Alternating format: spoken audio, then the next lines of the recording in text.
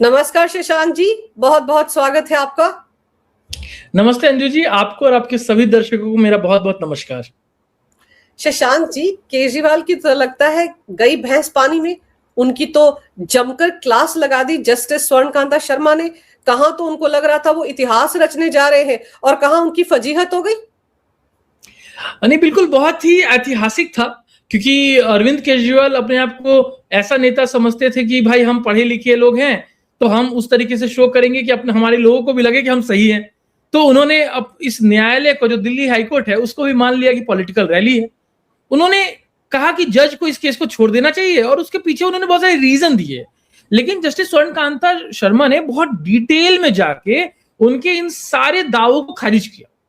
खारिज करते हुए एक एक पॉइंट में जाके उन्होंने क्लास लगाई केजरीवाल साहब की, क्योंकि जस्टिस स्वर्णकांता ने कहा कि मैं इस आवेदन को इसलिए अस्वीकार करती हूं क्योंकि मैंने संविधान के प्रति शपथ ली है।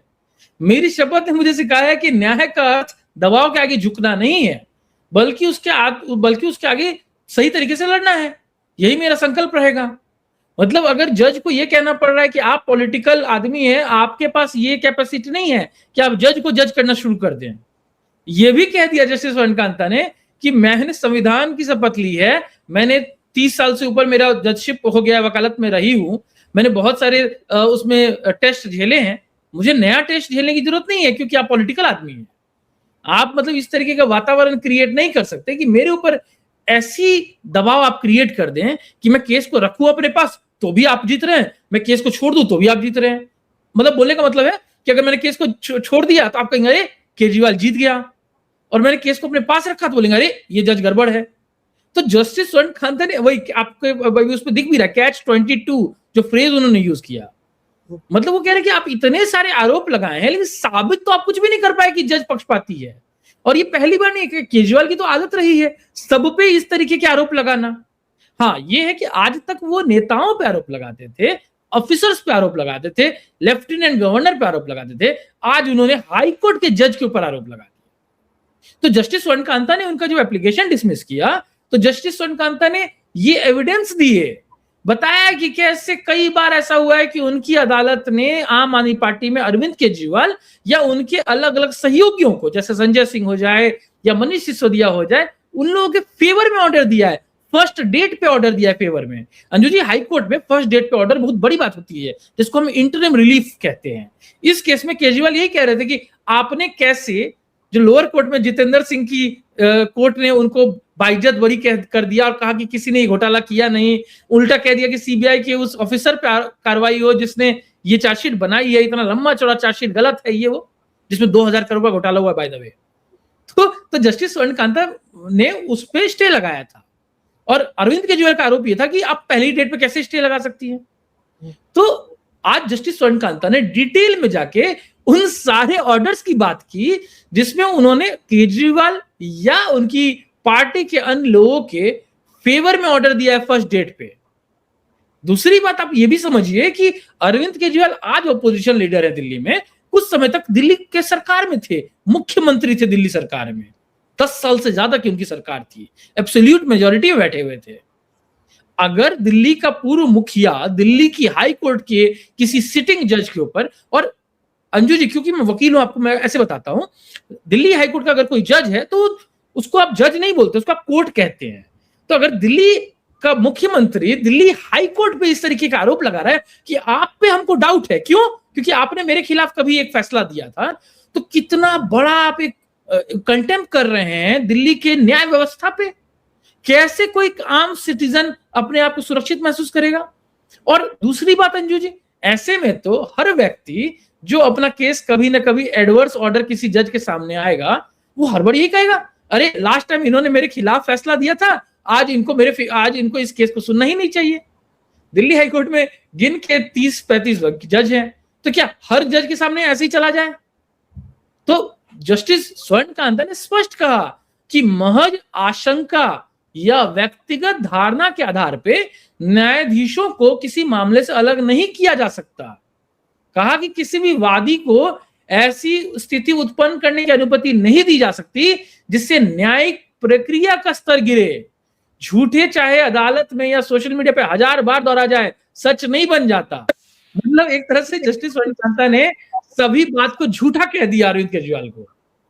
वो कहती है कि अगर, जैसे मैंने कहा, उन्होंने कहा कि अगर मैं इस मामले से खुद को अलग कर लेती हूं तो केजरीवाल कहेंगे देखो मैं सही था, अगर अलग नहीं कहती हूं तो कहेंगे देखो मुझे कोई राहत नहीं मिल रही है, ये तो मुझे पहले से ही पता था। और ये जस्टिस स्वर्ण कांता जो कह रही है अपने आदेश में, ये कोई ऐसी बात नहीं है अंजू जी की अपने मन गढ़ंत बात कर रही है। यही हुआ है अभी तक, स्टार्टिंग से लेके आज तक अरविंद केजरीवाल या उनकी पूरी पार्टी के शराब घोटाले के केस में। जब कोई फैसला उनके फेवर में आता है वो कहते हैं देखो न्याय की जीत हुई, कोई भी कोर्ट दे दे, चाहे वो उनको सुप्रीम कोर्ट से बेल मिली हो तब, या इंटरिम बेल इलेक्शन चुनाव करने के लिए, या उनको नीचे लोअर कोर्ट के जज से जितेंद्र सिंह से मिल गई कि भाई ठीक है आप बाइज्जत बरी हैं क्योंकि आपको डिस्चार्ज किया जाता है। और किसी भी कोर्ट ने कभी भी अगर उनके खिलाफ फैसला दिया है तो कहें देखो हमें तो पहले से पता था। वो खुद नहीं कहेंगे, भले उनकी पार्टी वाले कहेंगे, खुला कहेंगे, जो पेड कुलीज होते हैं, आईटी सेल होता है, या उनके फॉर्मर मिनिस्टर्स, फॉर्मर एमएलए। और एग्जांपल देता हूं, सिर्फ स्वर्ण कांता शर्मा के साथ नहीं हुआ है, ये सुप्रीम कोर्ट में आपको याद होगा जिनके पास ये बार बार मैटर जाता था, बेला त्रिवेदी के पास, क्योंकि आपका रोस्टर फिक्स होता है पहले से कि किस तरीके के मामले किस जज के पास जाएंगे। सुप्रीम कोर्ट में जैसे कि जनहित याचिका हमेशा चीफ जस्टिस के पास जाएगी, तो कोई क्लाइंट आके ये नहीं कह सकता कि अरे मेरा हर पीआईएल चीफ जस्टिस के पास ही क्यों जा रहा है। तो उस टाइम ये कहते थे कि देखो बहुत खराब जज है, हमारा बार बार डिसमिस कर रही है। अब ये वही काम आरोप दिल्ली हाईकोर्ट में भी लगा रहे हैं। तो टेक्निकली आप जब कोर्ट के खिलाफ इस तरीके का आरोप लगाते हैं अंजू जी, और मेरा मानना है कि देखिए डेमोक्रेसी है, आरोप आप लगा सकते हैं, लगाना भी चाहिए, लेकिन आरोप के पीछे तथ्य होने चाहिए। अरविंद केजरीवाल को इस केस में बहस करने के लिए जितनी अपॉर्चुनिटी मिली अंजू जी, उतनी अपॉर्चुनिटी किसी को नहीं मिलती। सॉलिसिटर जनरल ऑफ इंडिया को जो सीबीआई की तरफ से खड़े थे कोर्ट में, उन्होंने कहा कि आपको जो सुनना है केजरीवाल साहब का सुनिए, जैसा सुनना है सुनिए, लेकिन आप उसको बराबर रखिए। सोशल मीडिया में आज मैं वकीलों की बात देख रहा था, वो ये कह रहे थे कि जिस तरीके से कागज अरविंद केजरीवाल कोर्ट में सबमिट कर रहे हैं बिना उसको ऑफिशियली फाइल किए हुए, क्या नॉर्मल वकीलों का या नॉर्मल क्लाइंट का एक्सेप्ट होता है? क्योंकि नहीं होता। कि मैं भी पढ़ रही थी और उसमें वो ये कह रही थी कि वो रजिस्ट्री के थ्रू जाता है, सीधे आप जज को कोर्ट में नहीं दे सकते। तो केजरीवाल को ये रियायत क्यों मिली हुई थी, वो ऐसा क्यों कर पा रहे थे? क्योंकि ये बहस हो रही थी सोशल मीडिया पर कि केजरीवाल के लिए रूल्स तोड़े गए। अंजू जी देखिए, जो लोग इस देश में ऐसी पार्टी खड़ी किए थे कि कहते थे कि हम बराबरी का अधिकार चाहते हैं, नाम हमने रखा है आम आदमी, हमको कोई भी स्पेशल ट्रीटमेंट नहीं चाहिए, इस तरीके की बातें, वो लोग हर वो काम कर रहे हैं कुछ समय से जो उनको आम आदमी पार्टी से अलग रखती है। उनको स्पेशल प्रिविलेज चाहिए। हमको शायद बहुत पहले ही समझ लेना चाहिए था। जब अन्ना आंदोलन हो रहा था, याद करिए अंजू जी, अन्ना आंदोलन हो रहा था तो जो मांग थी वो ये थी कि लोकपाल लाया जाए और लोकपाल में हमारे ही लोग हों, सेंट्रल मिनिस्टर बात करने आए और हम ही से बात करें, हम सीएम हैं तो हम ही, हमारे हाथ में पुलिस हो, भले ही पहले से क्या रूल चल रहा है कोई फर्क नहीं पड़ता, और अब हम जब ओपोजिशन है और हमने जो घोटाला किया उस पर केस चल रहा है तो हमारे मुताबिक जज हो। तो आज जस्टिस स्वर्ण कांता ने क्या कहा, उन्होंने कहा कि अगर इस केस से हम खुद को अलग कर लेते हैं तो ये तो वैसी वाली बात हुई कि हम खुद से अपना जज डिसाइड कर रहे हैं। तो ये मैसेजेस की तो जाएगी ना अंजू जी कि आप, यानी कि आप क्योंकि पॉलिटिकली स्ट्रांग हैं तो आप अपने आप से बेंच हंटिंग कर रहे हैं, आप अपने हिसाब से चूज कर रहे हैं कि मैं इस जज के सामने बहस करना चाहता हूं, इस जज के सामने अपनी सुनवाई चाहता हूं। क्या ये परमिशन देना चाहिए? अंजू जी अगर ये परमिशन दिया जाता आज केजरीवाल को तो ये बहुत गलत होता। क्यों गलत होता अंजू जी? क्योंकि बिना किसी लॉजिक के, बिना किसी तथ्य के, सिर्फ जनरल स्पेकुलेशन के बेसिस पे कहा गया कि आप हट जाइए केस से, आपके बच्चे भी वकील है इसलिए हट जाइए। सबसे बड़ी बात है अंजू जी कि ये बच्चे वाली बात से जस्ट पहले एक और चीज ऑब्जर्व किया कोर्ट ने कहा कि आप कोर्ट में आके कहते हैं, क्योंकि इस केस में याद होगा अंजू जी दलील अरविंद केजरीवाल खुद दे रहे थे, क्योंकि अब तो मुख्यमंत्री है नहीं। तो पहले क्या होता था, जब मुख्यमंत्री थे, सरकार उनकी थी, तो बड़े बड़े वकील कर लेते थे, अभिषेक मनु सिंघवी हो या और भी दसों वकील, और उनका जो बिलिंग होता था लाखों में करोड़ों में, वो दिल्ली सरकार की पॉकेट से जाता था, यानी टैक्स पेयर के पैसे से। अब तो अपोजिशन में है, पैसा कहां से जाएगा, उतना पैसा कहां से आएगा? घोटाले करेंगे तब तो आएगा। तो अब खुद लड़ने चले गए, थोड़ा बहुत पैसा है तो बाकी लोग उसके लड़ रहे। तो ये कहना पड़ गया दिल्ली हाईकोर्ट में जज साहब को, और ऑर्डर का पार्ट है ये सब। वो कहते हैं कि आप कोर्ट में आके कहते हैं कि हमको आप पे पूरा विश्वास है, हम आपकी बहुत इज्जत करते हैं, हमको आप में कोई आशंका नहीं है, लेकिन फिर आप एफिडेविट फाइल करते हैं और उसमें कहते हैं कि मुझे तो आप पे विश्वास है लेकिन मेरे दिमाग का क्या। मतलब अंजू जी याद होगा जब ये जेल में थे तो ऐसी ही बात इनकी वाइफ सुनीता केजरीवाल जब टीवी पे आती तो कहती थी कि वो तो जेल में है, उनकी आत्मा बाहर है, मैं उनकी आत्मा की बात कर रही हूं।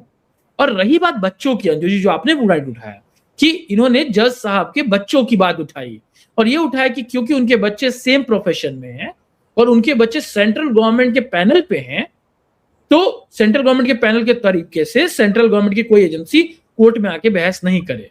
जो स्वर्णकांता मैडम ने कहा भी स्पष्ट, मैं ये कहता हूं कि जब अरविंद केजरीवाल अपनी वाइफ को पॉलिटिक्स में ला सकते, किसी और का एग्जांपल क्यों लेना, एक पॉलिटिशियन अपनी वाइफ को पॉलिटिक्स में ला सकता है, बच्चों की कसम खा सकता है, वो भी पॉलिटिकली उपयोग हुआ। अगर कोई राजनेता का बच्चा राजनीतिक बन सकता है, बॉलीवुड के एक्टर का बच्चा बॉलीवुड का एक्टर बन सकता है, क्रिकेटर के बच्चे क्रिकेटर बन सकते हैं, तो जजेस या वकील के बच्चे वकील क्यों नहीं बनेंगे या जज क्यों नहीं बनेंगे। देखिए कहीं से भी किसी का मेरिट हो सकता है, आर्मी वालों के बच्चे आर्मी वाले बनते हैं, कई बार हमने देखा है, सिंगर के बच्चे सिंगर बनते हैं। हाँ, जब तक कि आपके पास कोई कंक्लूसिव प्रूफ नहीं है कि कोई मिला हुआ है आपस में या आपके खिलाफ ऐसा कुछ हुआ है, तब तक आप ऐसी बातें कैसे कर सकते हैं। मेरे केस में हुआ है पास्ट में अंजू जी, कई बार ना जजेस रिक्वेस्ट कर लेते खुद कि मान के चलिए मेरे सामने ऐसा कोई अपोनेंट है, वो अगर जज का जूनियर रहा हो या जज का रिश्तेदार रहा तो जज खुद रिक्यूज कर लेता है। इस केस में अगर मान के चलिए एग्जांपल, ऐसा तो होता नहीं है, कभी कभी मैंने नहीं देखा है, बट एग्जांपल कि अगर जस्टिस स्वर्णकांता के बच्चे इसमें वकील होते सामने वालों के तो गलत था। सामने वाले के छोड़िए, अगर अरविंद केजरीवाल ने हायर कर लिया होता उनके बच्चों को तो सीबीआई ये बात उठाती कि अरे अपने बच्चों को आपने कैसे कर दिया, वो होता ही नहीं है। ऐसे केस में आप इस तरीके के आरोप बिना किसी तथ्य के, और उसमें सीबीआई ने बड़ा क्लियर किया कि आज और आज जस्टिस स्वर्णकांता ने लिखवाया, अपने ऑर्डर में बताया, और अच्छी बात है कि सब कुछ टेलीकास्ट हुआ है। उन्होंने कहा कि आज तक ऐसा नहीं हुआ कि इस केस से रिलेटेड दूर दूर तक भी एक्साइज पॉलिसी से रिलेटेड में जस्टिस स्वर्णकांता के कोई भी बच्चे या कोई भी रिलेटिव पार्ट हुए हों। अरे मतलब दिल्ली की संख्या 2 करोड़ से ज्यादा है अंजू जी, और गिन के 20-30 जजेस हैं, ऑब्वियसली कहीं ना कहीं थोड़ा बहुत एंगल आएगा। अरविंद केजरीवाल खुद इतने साल तक मुख्यमंत्री रहे हैं, वो भी कई सारे जजेस को जानते होंगे, तो क्या हर जज को रिक्यूज कर लेना चाहिए केस से? बहुत सारे वकीलों को जानते होंगे, वकील जजेस को जानते हैं, तो हर वकील अपने आप को रिक्यूज कर ले, जज रिक्यूज कर ले क्या? आज उनके जो पुराने वकील रहे इस केस में, चाहे वो अभिषेक मनु सिंघवी हो या कोई और हो, क्या अभिषेक मनु सिंघवी की दोस्ती नहीं है जजेस से?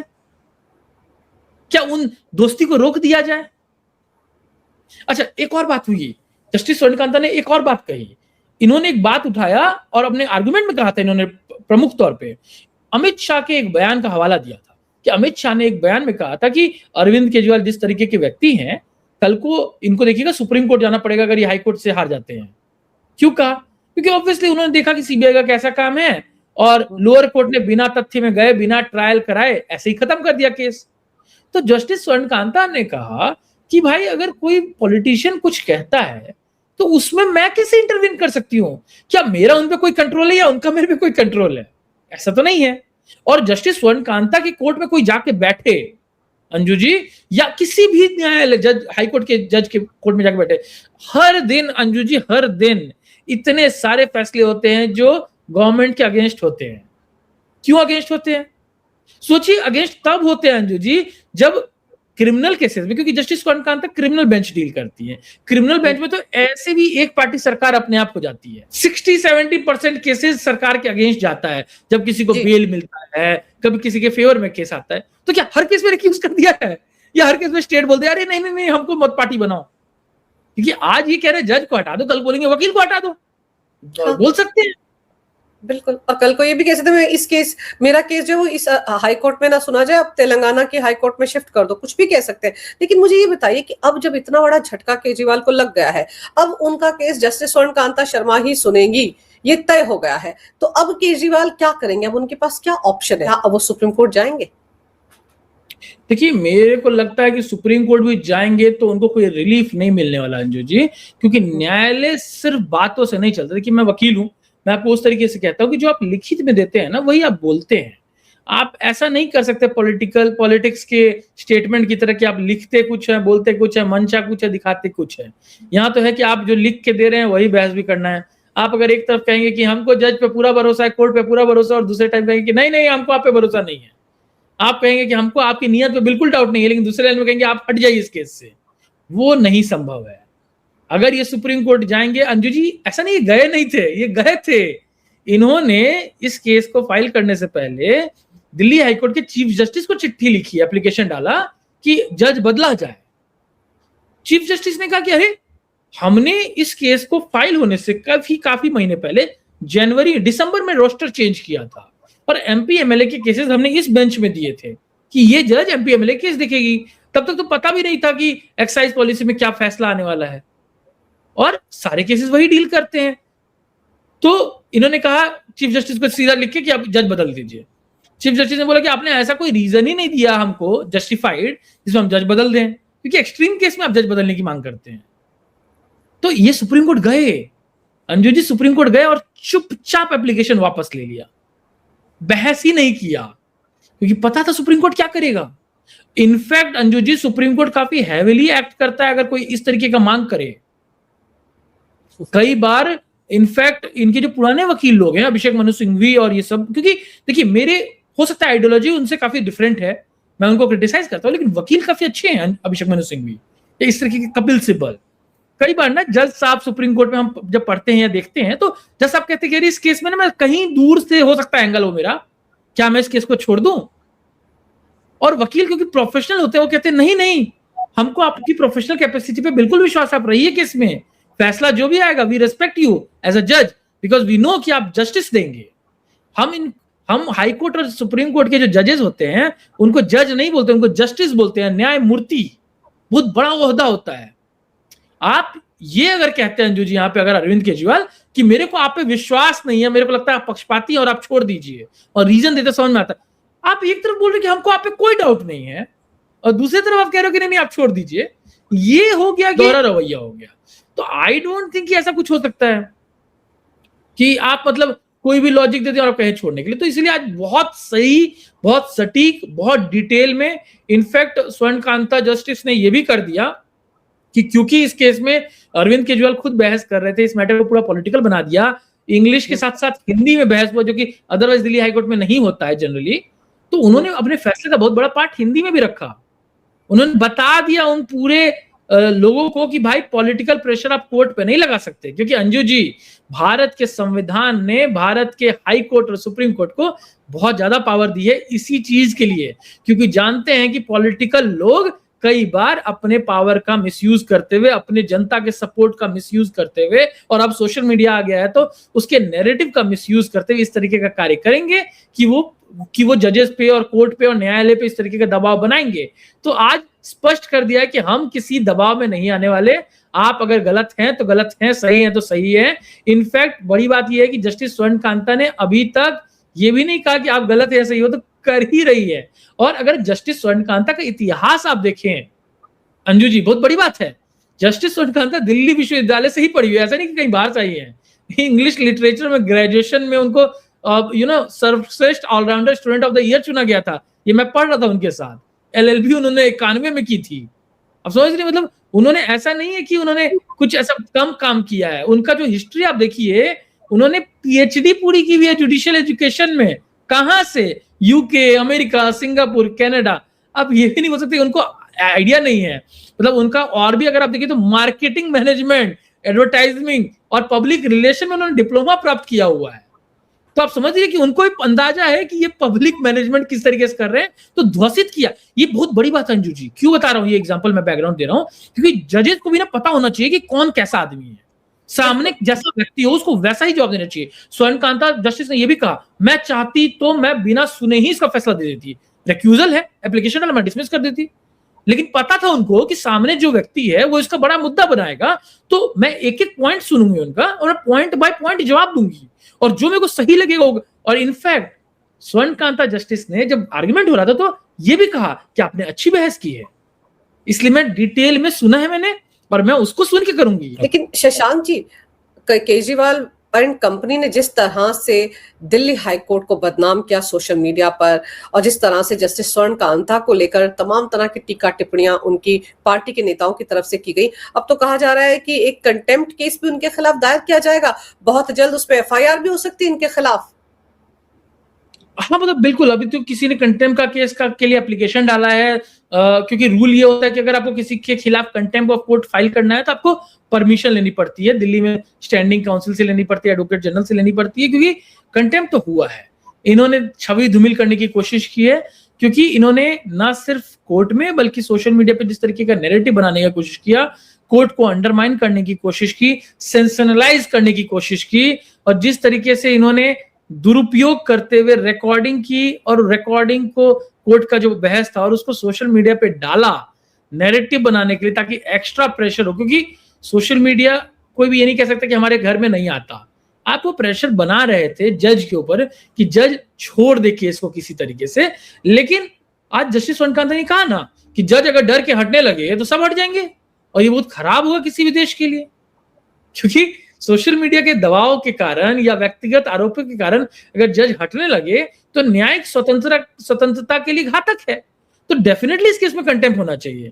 इनफैक्ट सीबीआई के जो वकील हैं, जो इस देश के सॉलिसिटर जनरल साहब हैं, उन्होंने ये बात कही है। और अब किसी वकील साहब ने ये जो एप्लीकेशन डाला है स्टैंडिंग काउंसिल के सामने, वो बहुत सही डाला है। अब जब ये केस सुनेंगी जस्टिस स्वर्ण कांता शर्मा, और वो जो इनको रियायत मिली है निचली अदालत से, राउज एवेन्यू की वो जो स्पेशल सीबीआई कोर्ट है, जितेंद्र सिंह ने इनको रियायत दी है, अब तो उसका कुछ रहा ही नहीं।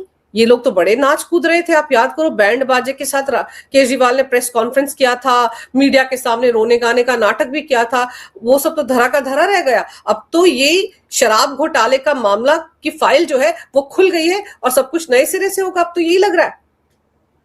अरे बिल्कुल सही बात है, क्योंकि जो जो पॉइंट अरविंद केजरीवाल ने उठाए थे हाईकोर्ट में, सबको इन्होंने क्लियरली ध्वस्त किया है, डिसमिस किया है। मतलब इन्होंने मतलब इस तरीके का आरोप लगाया था कि आपने पहली ही सुनवाई में प्रतिकूल टिप्पणी कर दी, इसलिए हमको आप पे डाउट है। जस्टिस स्वर्ण कांता ने इसका क्या जवाब दिया है? उन्होंने कहा कि जब इसी कोर्ट ने केजरीवाल और राघव चड्ढा के पक्ष में नाम लेके कि केजरीवाल और राघव चड्ढा के पक्ष में पहली तारीख में अंतरिम राहत दी थी, तब निष्पक्षता पे जवाब सवाल क्यों नहीं उठाया? अब क्यों उठा रहा है? अब क्यों उठा रहे हैं इस तरीके के सवाल? उन्होंने कहा कि जस्टिस स्वर्ण कांता के आदेश को सुप्रीम कोर्ट ने पलट दिया, क्योंकि ऑब्वियसली जस्टिस स्वर्ण कांता ने किसी केस में बेल नहीं दिया, इवेंचुअली सुप्रीम कोर्ट ने बेल दे दिया। तो उस पर आज उन्होंने कहा कि भाई हमारे फैसले को सुप्रीम कोर्ट पलट दिया, वो एक चीज है, लेकिन मेरिट पे नहीं गए। उन्होंने ये नहीं कहा कि आपने गलत किया है, और बेल तो अधिकार है जजेस का। तो इस तरीके की बातें उन्होंने जो की है, और एक जो बहुत बड़ा बार बार घुमा फिरा के जो आइडियोलॉजी की बात कर रहे थे, वो ये कह रहे थे कि जस्टिस स्वर्ण कांता शर्मा जो है वो अधिवक्ता परिषद के कार्यक्रमों में हिस्सा ली, जो कि आरएसएस का एक, बोले कि ये तो कानूनी कार्यक्रम, ये कार्यक्रम था कानूनी था, इसमें तो उससे कोई रिलेशन नहीं है। हर कोई अपने अभिव्यक्ति में इस तरीके कार्यक्रम अटेंड करता है, इसका मतलब ये नहीं कि आप उसके पार्ट बन जाते हैं। इनफैक्ट स्वर्ण कांता ने बोला कि मैं जिस शो में गई हूँ, जिस कार्यक्रम में गई हूँ, क्या मैंने उसमें ऐसा कुछ भी बोला है जिससे लगे कि मैं जज गलत हूं? तो मैं बार बार जजेस के फेवर में इसलिए बोल रहा हूं अंजू जी कि मैं भी तल्ख रखता हूं अगर जज कोई गलत कार्य करे या लगे कि गलत है, लेकिन इस केस में मुझे नहीं लगता जज ने कुछ भी गलत बोला। इनफैक्ट जस्टिस स्वर्ण कांता ने बोला आज कि ये ऐसा कोई केस ही नहीं है जिसमें लिटिगेंट के राइट्स की बात हो। यहां पे एक ऐसा लिटिगेंट है जो आया है, न्यायालय के प्रश्न के ऊपर क्वेश्चन उठा रहा है, वो कह रहा है कि न्यायालय गलत है बिना उसके कि कोई सबूत दिए। तो बहुत जरूरी था ये फैसला आना, और मुझे लगता है अंजू जी, जैसा आपका प्रश्न था, कमिंग बैक टू दैट, ये बहुत अच्छा हुआ है। ये जितने भी ये लोग कर रहे थे, पेड पोस्ट करवा रहे थे, सोशल मीडिया में ट्रेंडिंग करवा रहे थे, अपने ट्रोल से लिखवा रहे थे, खुद लिख रहे थे, और इनके पुराने मिनिस्टर्स लिख रहे थे, जिस तरीके से दबाव डाल रहे थे, और कोर्ट का वीडियोस अपलोड कर रहे थे। आई होप कि आज जो जस्टिस स्वर्ण कांता ने बोला है और जो फैसला दिया है उसका भी वीडियो कल दिखाए ये। और कोई बड़ी बात नहीं होगी अंजू जी, क्योंकि फॉरेन फंडिंग का इनका इतिहास रहा है, फोर्ड फाउंडेशन, और कहां से इनको पैसे आते हैं फॉरेन एनजीओ वगैरह से। कोई बड़ी बात नहीं है कि आपको कल तक ये ना किसी फॉरेन के पेपर में आपको दिख जाए कि उन्होंने छापा है कि अरे अरविंद केजरीवाल के साथ न्याय नहीं हुआ, क्योंकि पता है इस देश में अगर ऐसा कोई लिखेगा तो हो सकता है कंटेम्प्ट हो जाएगा, अगर गलत लिखेगा तो। फॉरेन वाले पे तो उस तरीके से नहीं होगा, तो कोई भरोसा नहीं कि न्यूयॉर्क टाइम वगैरह से कहीं से छपवा ले। पास में तो किया ही है इन्होंने इस तरीके से। इन्होंने सिसोदिया को लेकर एक लंबा चौड़ा आर्टिकल कहा था कि देखिए उनकी तारीफ हो रही है, बड़े क्रांतिकारी शिक्षा मंत्री हैं, और न्यूयॉर्क टाइम्स के फ्रंट पेज में आ गया। बाद में पता चला था कि वो विज्ञापन था।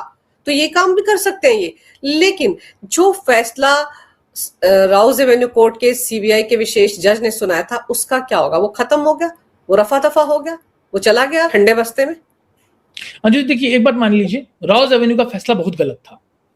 राउज एवेन्यू ने कहा कि जितने भी आरोपी हैं उनके ऊपर कोई भी आरोप सिद्ध नहीं होता, या सिद्ध करने की आवश्यकता ही नहीं है एक तरीके से, और उन्होंने ट्रायल चलाने से ही मना कर दिया, डिस्चार्ज कर दिया। मेरा प्रश्न ये है अंजू जी कि क्या 2000 करोड़ का घोटाला हुआ? क्या की रिपोर्ट तो कहती है, सीएजी की रिपोर्ट, यहाँ घोटाला हुआ। दूसरा प्रश्न कि क्या सरकार को नुकसान हुआ? हाँ हुआ। कैसे नुकसान हुआ? क्योंकि एक शराब की बोतल में जो 1000 रुपए की बोतल होती थी, उसमें 250 रुपए वैट और 350 रुपए जो एक्साइज आता था, वो इन्होंने 2 और 3 रुपए कर दिए थे। तो ऑब्वियसली नुकसान हुआ। ज्यादा शराब की बोतलें बिकी और प्रॉफिट कम हो गया। 2000 करोड़ रुपया नुकसान हुआ अंजू जी, वो कहां गया? क्या उसको किसने किया नुकसान कि नहीं किया? दूसरी बात, क्यों मनीष सिसोदिया और उनके पूरे गैंग ने इतने सारे फोन डिस्ट्रॉय किए? ये बात तो कहीं नहीं गई। तीसरी बात, जो सीबीआई की चार्जशीट थी बहुत बड़ी 2000 पेज की, जिसको राउज एवेन्यू कोर्ट ने कहा कि बहुत बड़ी चार्जशीट बनाई गई है। अरे ऑब्वियसली जब आप चेन टू चेन मिलाते हैं, आप देखते हैं कि फाइनेंशियल फ्रॉड हुआ है, तो आपको बड़ी चार्जशीट बनानी पड़ती है, क्योंकि बियॉन्ड रीजनेबल डाउट आपको प्रूव करना पड़ता है कि कोई कन्विक्टेड है, कोई गलत है, ताकि जज को फैसला देने में आसानी हो। तो जज ये नहीं कह सकते कि अरे आप इतना ज्यादा इन्वेस्टिगेशन कैसे कर लिए। इसका मतलब है कि ट्रायल कोर्ट ने गलत किया। और हाई कोर्ट ने अभी तक क्या कहा? हाई कोर्ट ने ये कहा कि ये फैसला लग रहा है बहुत जल्दीबाजी में लिया गया है। इस तरीके का उनका विचार था हाई कोर्ट का। और हाई कोर्ट ये मानता है कि इस केस में सुनवाई की आवश्यकता है। बिल्कुल, ट्रायल होना चाहिए था ना, ट्रायल होना चाहिए। कोई भी ये मांग तो बहुत जायज है ना अंजू जी, कि अगर मेरे को आप पे डाउट है तो इन्वेस्टिगेशन होना चाहिए। और अंजू जी इंपॉर्टेंट, ट्रायल मतलब एज इन ये जो पूरा इन्वेस्टिगेशन हुआ है, इसमें थोड़ा सा वैल्यू है। ये किसने कहा?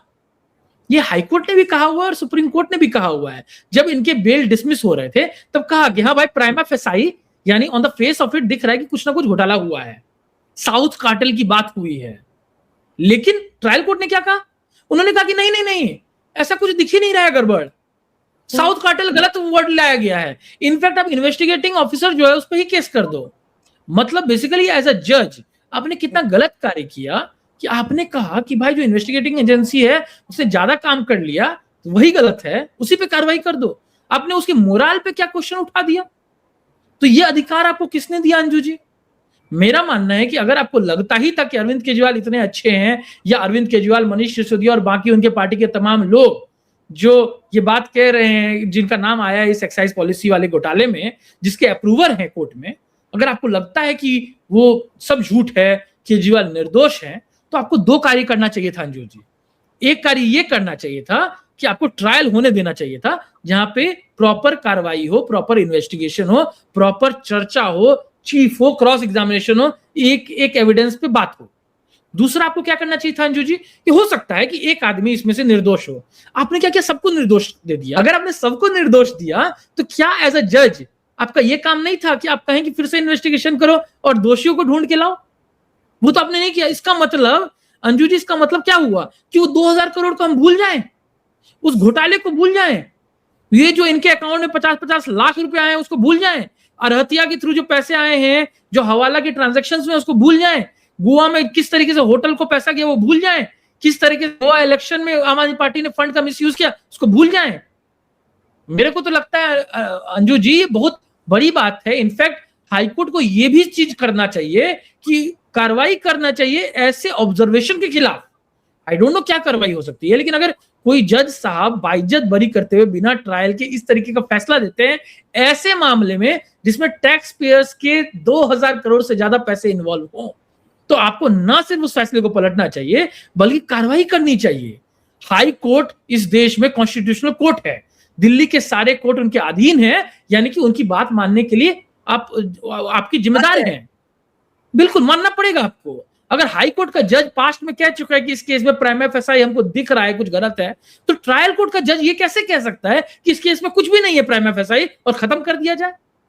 तो शंका तो उस कोर्ट पे भी है जिसने ऐसा फैसला दिया है। मुझे लगता है कि हाई कोर्ट को इस बात का भी संज्ञान लेना चाहिए कि आपको सिर्फ ये नहीं देखना चाहिए कि इस केस में जो लिटिगेंट है वो क्या बोल रहे हैं, अभी तो ये भी देखना चाहिए कि लोअर कोर्ट का क्या रवैया रहा है और न्याय व्यवस्था की चोट में कहीं उनका भी सहयोग नहीं है।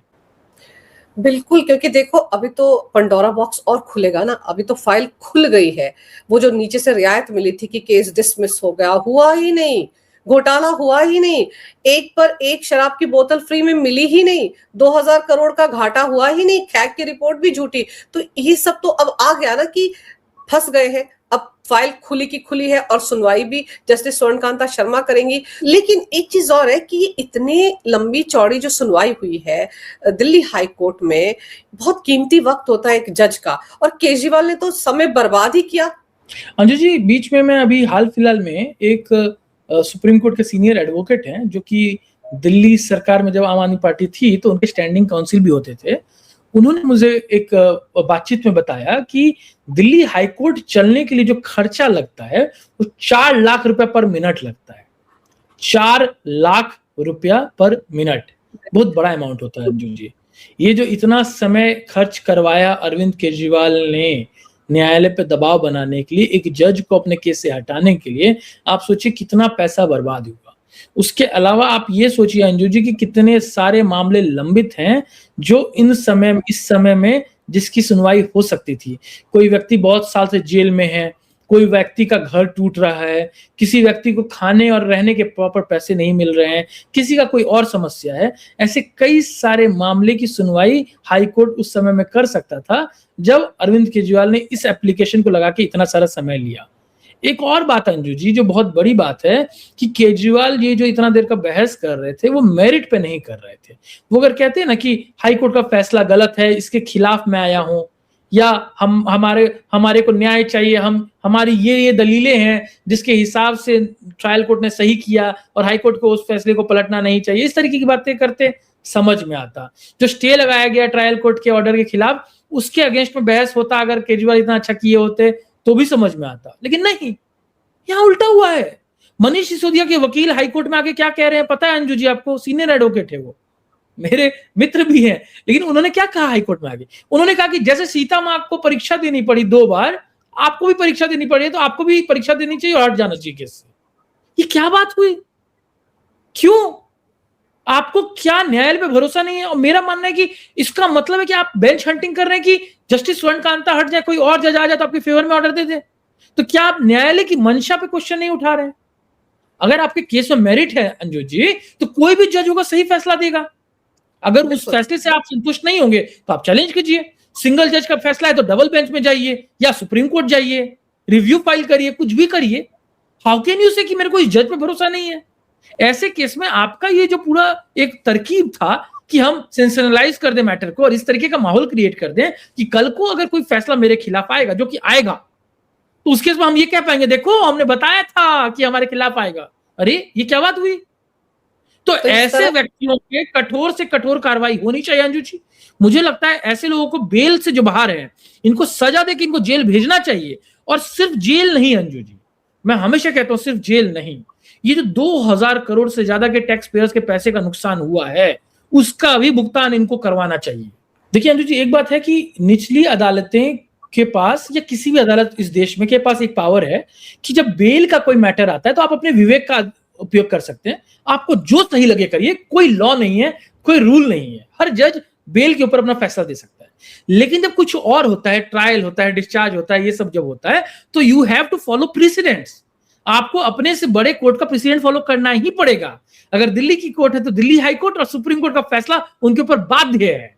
तो अगर उससे पलट के कुछ करना जाए तो डेफिनेटली हाई कोर्ट को संज्ञान लेना चाहिए, क्योंकि न्याय सिर्फ, जैसा केजरीवाल ने कहा है अपने आर्गुमेंट में, न्याय सिर्फ होना नहीं चाहिए, दिखना भी चाहिए कि न्याय हो रहा है। और मैं तो ये चाहती हूँ कि दिल्ली के लोग ये देखना चाहते हैं कि सजा हुई है, ये सुनाई ना पड़े, सजा दिखे भी कि केजरीवाल को क्या सजा हुई है। उन्होंने कितना वक्त बर्बाद किया है दिल्ली हाई कोर्ट का, उसकी सजा भी होनी चाहिए। उन्होंने अपमान किया दिल्ली हाई कोर्ट का, उसकी सजा भी होनी चाहिए। और निचली अदालत से जो फैसला आया था, आम जनता को तो उस वक्त भी लगा था। देखिए आज अभिव्यक्ति की आजादी सबके पास है शशांक जी, सोशल मीडिया पर हर कोई रिपोर्टर बना हुआ है, तो तब भी सवाल उठे थे कि ये फैसला आ कैसे गया। तो अब तो मुझे लगता है कि दिल्ली हाई कोर्ट को भी उन जज साहब से पूछना चाहिए कि आपने ये किस तरह से फैसला सुना दिया। वो मामला जो हाई कोर्ट से लेकर सुप्रीम कोर्ट तक गया था, और सुप्रीम कोर्ट में भी कहा गया था कि पर्याप्त सबूत इनके खिलाफ है। दिल्ली हाई कोर्ट तक ने कहा था कि पर्याप्त सबूत केजरीवाल के खिलाफ है, शराब घोटाले में ईडी गिरफ्तार करे उन्हें। तो उस मामले में ऐसा क्या था कि जब सीबीआई चार्जशीट लेकर आई तो निचली अदालत के जज साहब को कुछ नजर ही नहीं आया और उन्होंने उसको ताक पर रख दिया और उस केस को ही डिसमिस कर दिया और ये डिस्चार्ज हो गए। तो ये सवाल तो उठेंगे और जो ऊपरी अदालतें होती हैं उनकी जिम्मेदारी होती है कि अगर निचली अदालत से कुछ गलत हुआ है तो उसका संज्ञान लिया जाए, ताकि इस देश की जनता का भरोसा न्यायपालिका पर बना रहे। तो फिलहाल तो ये भी एक बड़ी चुनौती है। और दूसरा, जब आगे मामला बढ़ेगा तो देखते हैं केजरीवाल के साथ अब क्या होता है। फिलहाल तो सोशल मीडिया पर हो सकता है उनका रोना गाना शुरू हो गया हो, लेकिन आपने समय निकालकर इस विषय पर बहुत अहम जानकारी मेरे दर्शकों को दी शशांक जी, इसके लिए आपका बहुत बहुत धन्यवाद। नमस्कार, भारत माता की जय, वंदे मातरम, जय हिंद। धन्यवाद, जय हिंद, जय भारत, नमस्कार।